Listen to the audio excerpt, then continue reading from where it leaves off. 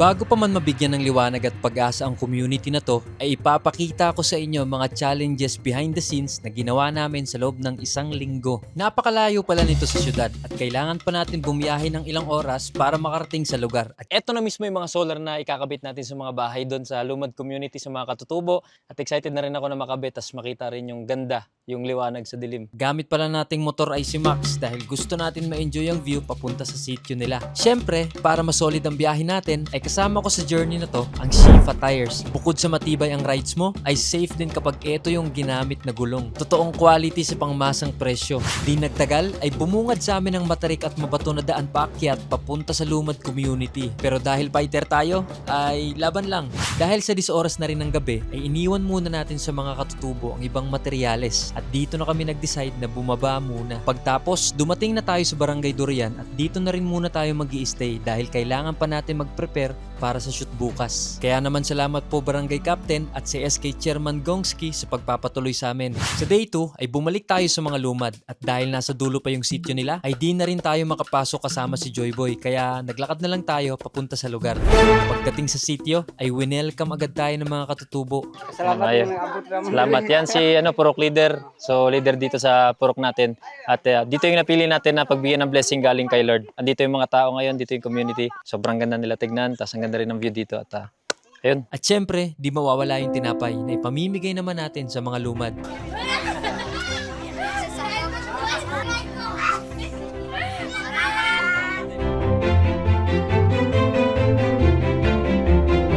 Gabi na at eto na yung unang beses na magpapalipas tayo ng dilim sa sitio na to.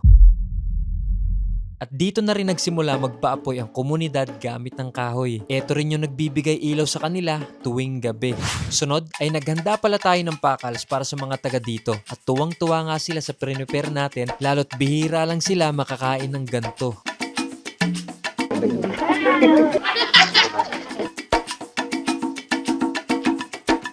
Pagtapos ng pakals ay hinanda naman namin yung mga higaan dahil dito tayo matutulog ng ilang araw. Yan, dito muna tayo matutulog sa ngayon. Dito muna tayo magpapalipas ng gabi. Sahig, tapos may trapa lang na konti. So, goods na yan. Day 3, ang ganda ng umaga kasi ang ganda ng background. Boom! Solid. Grabe, kung ganito yung makikita mo kada umaga, medyo mabawas-bawasan talaga yung stress. Napakaganda talaga ng view dito sa sitio dahil napapalibutan sila ng fogs at isa rin sa nakaka-amaze ay ang sea of clouds dito.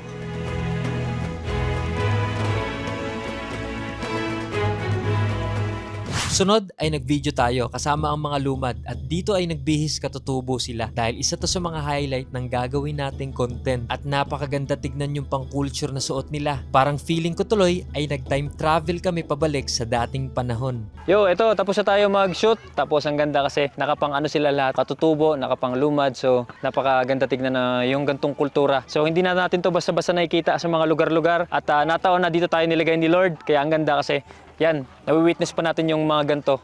Grabe. Pangalawang gabi na natin dito sa sitio at alas 7 pa lang ay tahimik na yung lugar. At dito na kami nagsimula mag-ikot sa mga bahay na walang ilaw. Next ay nag-video naman tayo sa gabi at dito ko nakita yung struggles ng mga batang lumad na kailangan pang magpaapoy na nagmula sa kahoy para lang makapagsulat, makapagbasa at makagawa sila ng assignments.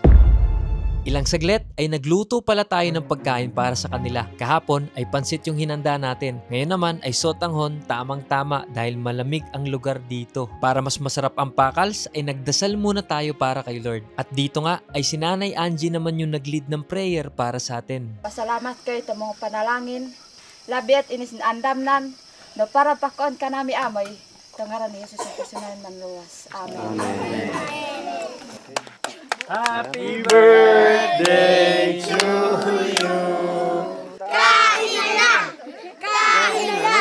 Ito, pakain tayo ngayon ng sotanghon naman. Medyo may sabaw ng konti, may sarsa. Ayan, tas may kanin din. As always, yan, sama-sama tayo. Pagkasaluhan natin kasama ng mga kapatid natin katutubong luma dito. So, solid, yan. Second day, pakain natin. Akong ingon mo, maka-rice yung kakaan o karon. Welcome. Oh, masarap! Ang sarap pa rin to. Sobrang ami.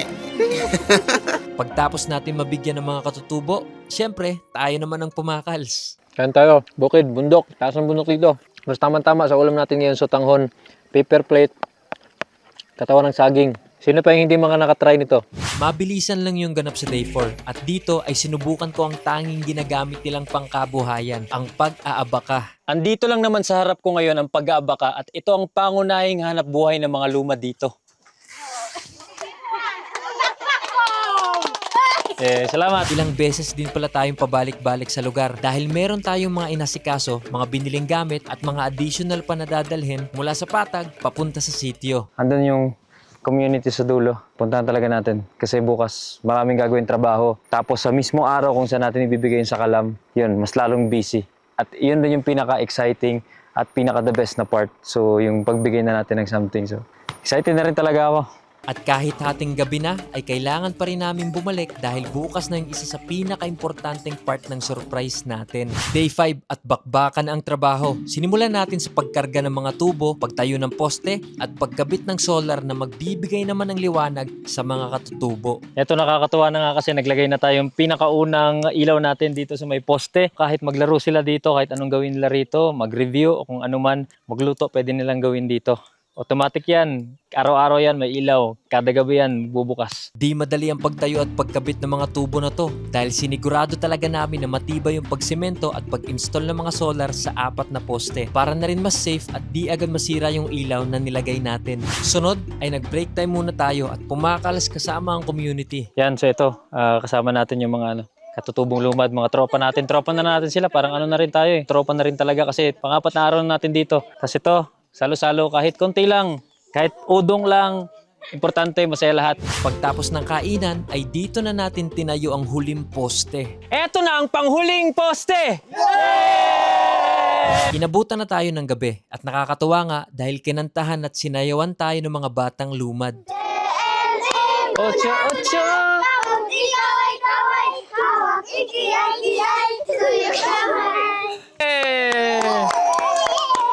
Day 6 na at ito na yung pinaka-exciting na araw kung saan ang turnover ng pailaw natin sa mga katutubo. Nagsimula tayo sa pagkarga ng mga solar na ilalagay sa mga bahay nila. Baka nagtataka kayo kung bakit nakatakip yung mga to dahil di natin gusto makita agad yung surprise kaya tinakpan muna natin. Ito na, andito yung lalagay natin sa bahay nila para magkaroon na ng liwanag yung tahanan nila.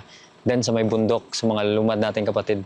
Tapos ito, solid. Kailangan mo nating balutan para maging secret sa kanila at para mas maging maganda yung surprise mamaya, main event natin. Grabe, maganda to at excited na rin ako. Pakishare nitong video agad. Subscribe mo na yung YouTube channel natin. At isa pa pala, pinababa muna natin pansamantala ang mga tao para solid yung preparation natin. Isa-isa natin sinek ang mga ilaw para masigurado na gumagana at safe yung ikakabit natin sa mga bahay nila. Try, subukan natin. Uy, gana. Ayos. Di biro ang pagkabit sa mga bahay dahil kailangan pa namin mag-ala Spider-Man para malagay ng tama ang mga ilaw at solar panel sa mga bahay. At isa pa sa pinaka-challenging sa gabing to ay bigla na lang bumuhos ang ulan. Ito, surprise na. So, surprise na natin lahat. Tuloy-tuloy yung ulan, hindi talaga humihinto. Tapos meron din tayong pagkain na nakatabi. Bibigay sana natin after ng surprise. Kaso anong oras na? Nabutan na tayo ng alas 9, 9:18.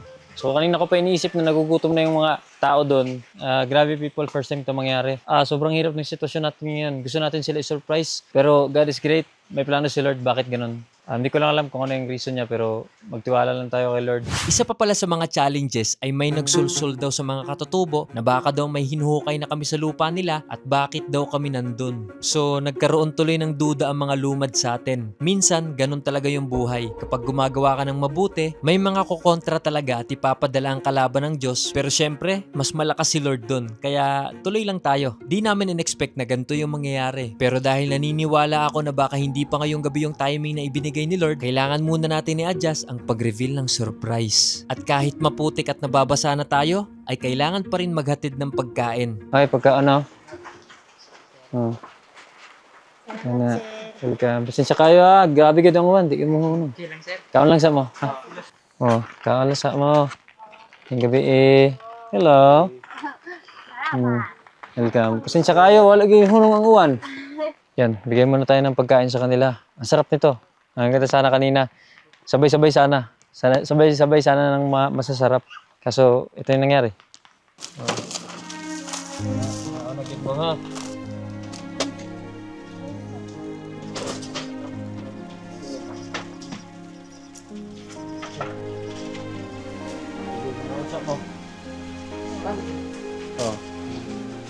Ate. Kana? Thank you, sir. Nabigay na natin yung pagkain sa lahat. Kahit wala lang natira sa atin, okay lang yun. At least nakapakain tayo ng medyo masarap-sarap naman. Baba tayo, tinan nyo. Ganun lang yung style natin. Baba muna tayo doon, hindi makakakit si Joy Boy. Problema pa tayo kung makakabalik ba ng ano. Basta safe lang palagi.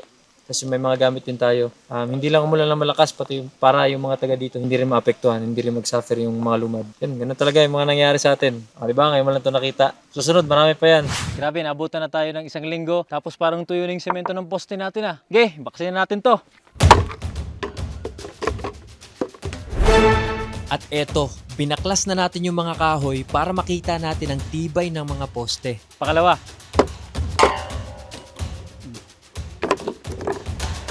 Pangatlo. Hapit na. Pangatlo. Pwede na yan. Pang-apat at panghuling poste. At sa wakas, pagtapos ng walang tigil na ulan at mga challenges na nangyari kagabi, ay eto na ang pinakahihintay nating sorpresa na makapagbibigay liwanag at pag-asa sa mga lumad. Okay, ready na tanan? Ready na! Okay. In 3, 2, 1. Sige. Tara, doon na. At habang naglalakad, ay dito na naghiyawan at nagpalakpakan ng mga katutubo. Tara, dito tayo sa gitna. Grabe oy. Di talaga sila makapaniwala sa liwanag na binigay natin. Dahil ang dating sityo na napakadilim, ngayon ay eto na. 1, 2, pangatlo, at pang-apat. Pati ang napakadilim nilang court, ngayon ay maliwanag na rin. At bawat bahay at pamilya ng community na to ay may ilaw na. Nasa previous video pala nito mo makikita ang pinaka-emosyonal at ang di mababayarang saya ng mga katutubo na to. At eto na ang pinaka-icing ng surprise natin. At dito ay pinrepare na namin ang biggest and final surprise na ibibigay natin ngayong gabi. Okay. Tapos.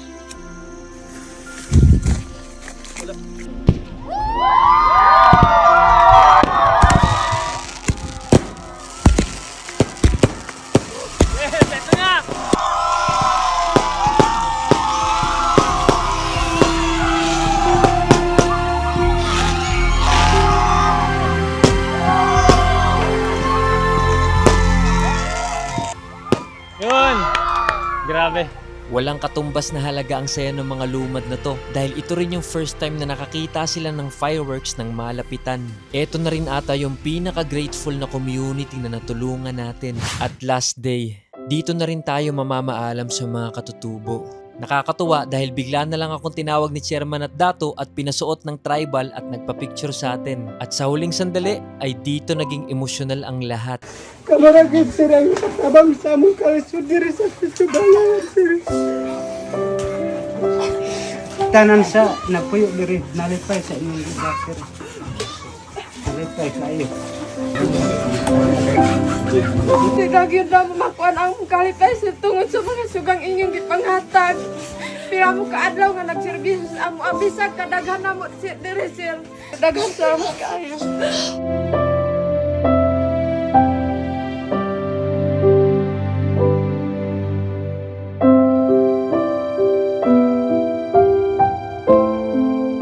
Dito ko napagtanto na sa 1 linggo na paglalagi namin dito ay talagang na-attach na kami sa community na to.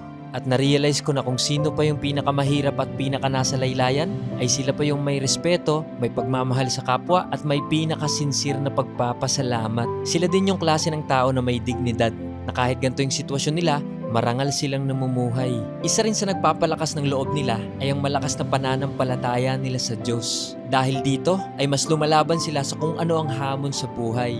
Napaka-memorable talaga ng content na to dahil ako mismo ay masaya. At para sa akin, eto na ata yung pinaka-emosyonal na video na ginawa ko sa ngayon. Salamat Balik-balik lang sir. Sa mga chicken joy o pagkaon na mo. Di namin kakaon ng chicken joy. Narot ng kwarta ni King Lux. Salamat. Tara na may, bye-bye. Ayun, Alis na rin tayo ngayon. Kotek, hindi natin ito makakalimutan. Yung lugar na to. Yun, panoorin mo yung video maganda. Lalo yung pinaka-main. Lahat. Salamat, God luck.